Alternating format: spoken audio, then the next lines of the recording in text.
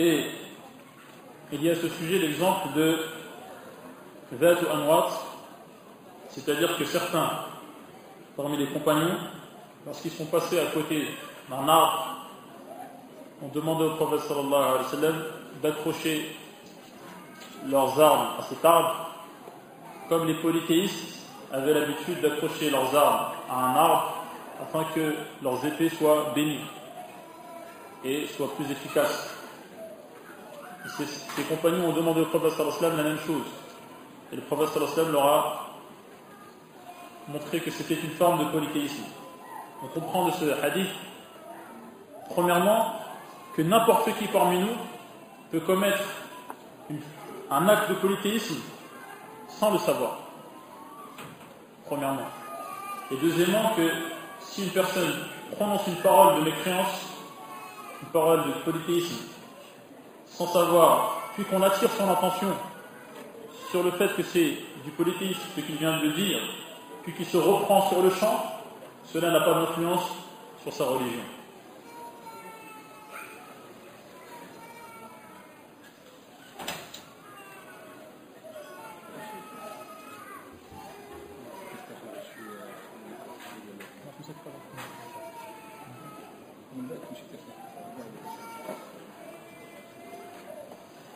Un autre faux argument consiste à dire,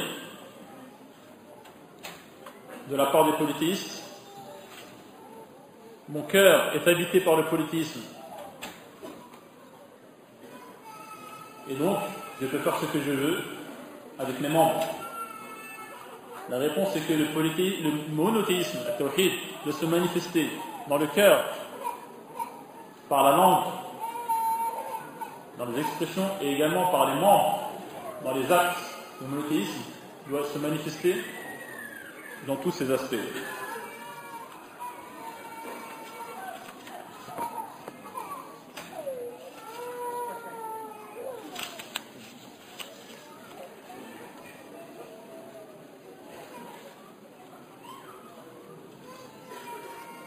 Ensuite, il y a eu un passage où le cheikh a demandé au frère qui était là de lui donner cet objet. Et donc, il a demandé l'aide de quelqu'un pour obtenir une chose. Et il a fait allusion à un argument avancé par certains politistes qui disent, vous demandez de l'aide aux gens, pourquoi est-ce que nous on ne pourrait pas demander de l'aide à d'autres personnes après leur mort? La réponse c'est que il y a une différence entre demander de l'aide à quelqu'un qui peut nous aider et demander de l'aide à quelqu'un qui ne peut pas nous aider. Et ces gens qui sont morts ne peuvent pas nous aider. Et c'est à ce moment-là qu'il a dit à quelqu'un, tu dois apprendre l'arabe. Parce qu'il lui a parlé, il n'a pas compris ce que le cheikh lui a dit. Il doit apprendre l'arabe au moins, il serait ce qu'il faut connaître le Coran.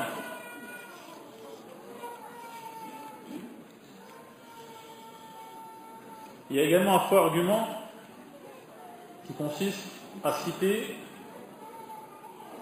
l'épisode où Ibrahim a été jeté dans le feu. Un feu allumé par les polythéistes. Ils ont voulu se débarrasser d'Ibrahim en le jetant, en le catapultant dans un brasier. Et lorsqu'il était donc catapulté, au moment où il était dans le ciel, Jibril lui a proposé son aide. Il a dit, je n'ai pas besoin de toi. Et il a dit, Allah me suffit. Et cela n'est pas un argument, car c'est Jibril lui-même qui a proposé son aide. Il a proposé son aide. Et il a refusé cette aide. Pourquoi? Pour s'en remettre entièrement à Allah subhanahu wa ta'ala. Et cela est encore plus fort.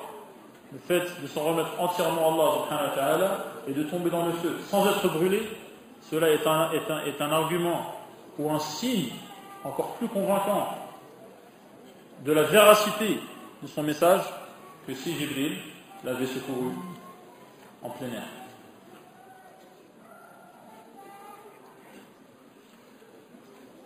Concernant les personnes qui disent dans mon cœur il y a le monothéisme, donc ce n'est pas grave ce que je fais. Non, donc j'ai inversé. Tout à l'heure je voulais dire qu'il ne suffit pas de dire la ilaha illallah et de commettre du polythéisme et de dire que parce que j'ai dit la ilaha illallah, ce n'est pas grave ce que je fais comme polythéisme. Car la ilaha illallah doit répondre à certaines conditions. Et celui qui commet du polythéisme n'a pas rempli ces conditions, donc la ilaha illallah, le fait de le dire, ne lui est d'aucune utilité. Nous disions donc que le monothéisme doit se manifester dans le cœur, verbalement, et parler les gestes et mouvements de l'être humain. Et le fait de savoir et de connaître le monothéisme dans son cœur ne suffit pas. Car les Juifs connaissaient le prophète sallallahu alayhi wa sallam comme ils connaissent leurs propres enfants. Et cela ne suffit donc pas. Le fait de savoir seulement.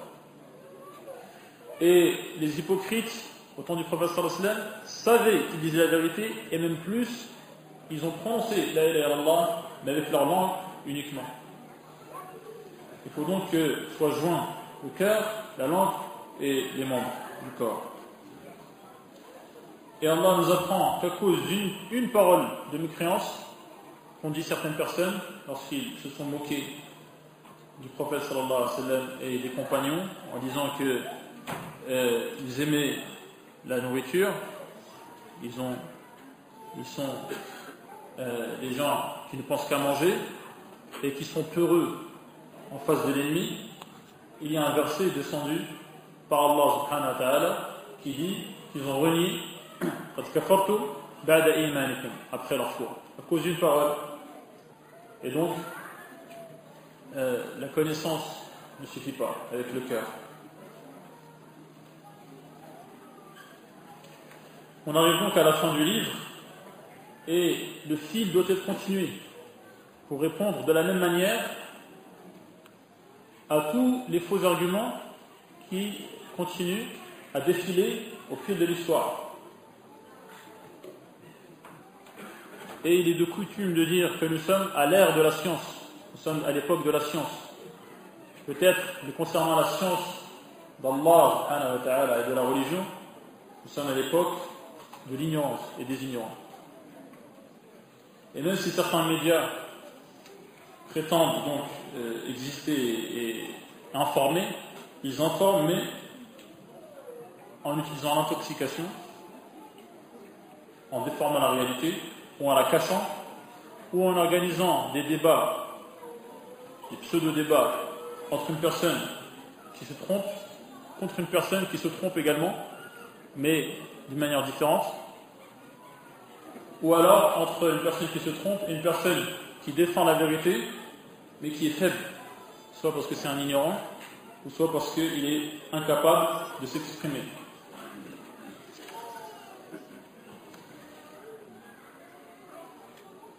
هذا والله أعلم